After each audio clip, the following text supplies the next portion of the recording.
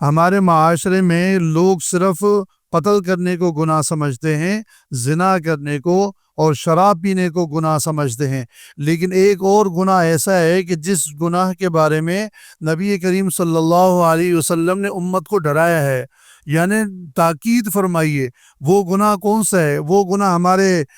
گھروں کے اندر، ہماری محفلوں میں، چاہے وہ مرد ہوں یا عورت ہوں، دیندار ہوں یا غیر دیندار ہوں، گویا کہ وہ گناہ اتنا عام ہے کہ ہر شخص کے اندر پایا جا رہا ہے۔ نبی کریم صلی اللہ علیہ وسلم نے قیامت کے دن دو طرح کے لوگوں کے اوصافوں کو بیان فرمایا ہے، دو طرح کے لوگوں کے اوصاف کو بیان فرمایا ہے۔ ایک وہ لوگ جو کل قیامت کے دن نبی پاک صلی اللہ علیہ وسلم کے قریب ہوں گے اور آپ کو محبوب ہوں گے، اور دوسرے وہ لوگ جو کل قیامت کے دن نبی پاک صلی اللہ علیہ وسلم سے دور ہوں گے اور آپ صلی اللہ علیہ وسلم ان سے ناراض ہوں گے۔ اسی کے بارے میں نبی کریم صلی اللہ علیہ وسلم نے امت کو تین باتیں ارشاد فرمائی، یعنی امت کو تین گناہ سے ڈرایا۔ وہ گناہ جو ہمارے معاشرے میں بالکل عام ہے اس وقت، اللہ تعالی ہم سب کو اس گناہ سے بچنے کی توفیق عطا فرمائی۔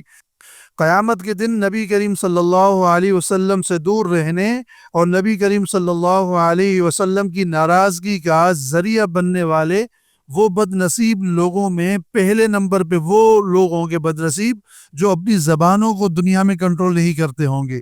اپنی زبانوں کو دنیا میں کنٹرول نہیں کرتے ہوں گے، یعنی اپنی زبان سے بیہودہ باتیں کرتے ہوں گے، فضول باتیں کرتے ہوں گے، بے مقصد زبان کو استعمال کرتے ہوں گے، اور اسی طرح زبان کو دیگر کبیرہ گناہوں سے نہیں بچاتے ہوں گے، یعنی جھوٹ، چغل خوری، غیبت اور اسی طریقے سے بد کلامی وغیرہ۔ گویا کہ یہ بہت بڑے کبیرہ گناہ ہیں زبان کے، جو اس وقت ہمارے معاشرے میں بالکل عام ہیں۔ ان گناہوں کی نوسط، یعنی جو زبان کے جو گناہ ہیں نا، یہ بڑے کبیرہ، ان گناہوں کی نوسط انسان کی زندگی پر بھی اثر ہوتا ہے۔ گویا کہ انسان کا زندگی میں عزت، انسان کا وقار اور جو معاشرے میں جو ذاتی حیثیت ہے انسان کی، وہ ان گناہوں کی وجہ سے معاشرے سے بالکل ختم ہو جاتی ہے۔ اور اسی طریقے سے روز محشر یعنی قیامت والے دن زبان کے ان گناہوں کی نوسط بھی ظاہر ہوگی۔ وہ کیا؟ وہ یہ ہے کہ نبی صلی اللہ علیہ وسلم سے دوری اور نبی صلی اللہ علیہ وسلم کی شفاعت سے محرومی، اور اسی کی بنا پر، اسی وجہ سے انسان لازمی قیامت کے دن جہنم میں داخل ہوگا۔ حضرت معاذ رضی اللہ تعالی عنہ کو حضور صلی اللہ علیہ وسلم نے زبان کے متعلق نصیحت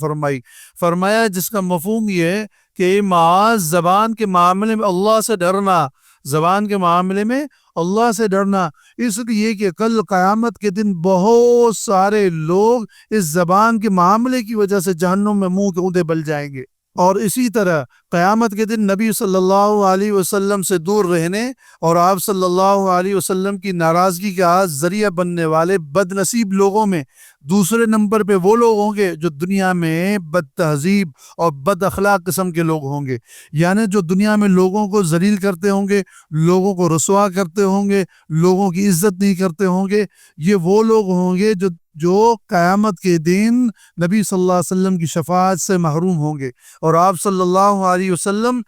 غیر اخلاقی اور بد تہذیبی کی وجہ سے ان سے ناراض ہوں گے۔ اور اسی طریقے سے ایک روایت میں آتا ہے، نبی صلی اللہ علیہ وسلم نے فرمایا، من کان یؤمن باللہ والیوم الآخر فلیقل خیرا او لیصمت، جس کا مفہوم یہ ہے کہ جو شخص اللہ تعالی پر ایمان رکھتا ہو، قیامت کے دن پر یقین رکھتا ہو، اس انسان کو چاہیے کہ زبان سے اچھی بات کہے یا یہ ہے کہ خاموش رہے۔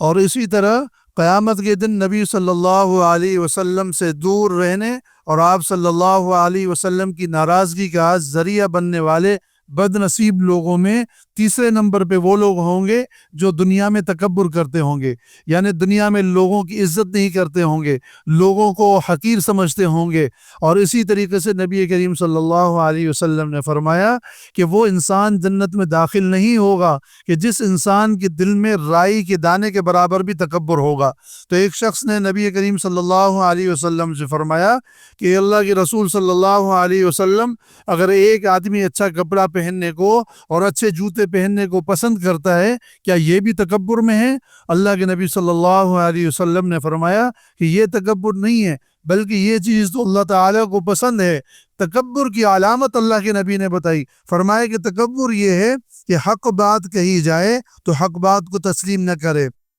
اور اسی طریقے سے لوگوں کو حقیر سمجھے اور اپنے آپ کو بہت بڑا سمجھے۔ اللہ تبارک و تعالیٰ دنیا میں کسی آدمی کو کوئی اعزاز دیتا ہے، مقام دیتا ہے، مال و دولت سے نوازتا ہے، تو اس کا یہ مطلب نہیں کہ انسان جو ہے وہ اللہ کی مخلوق کو حقیر سمجھے، حق بات کو قبول نہ کرے۔ اللہ تبارک و تعالیٰ ہم سب کو زبان کے گناہوں سے بچنے کی توفیق عطا فرمائے۔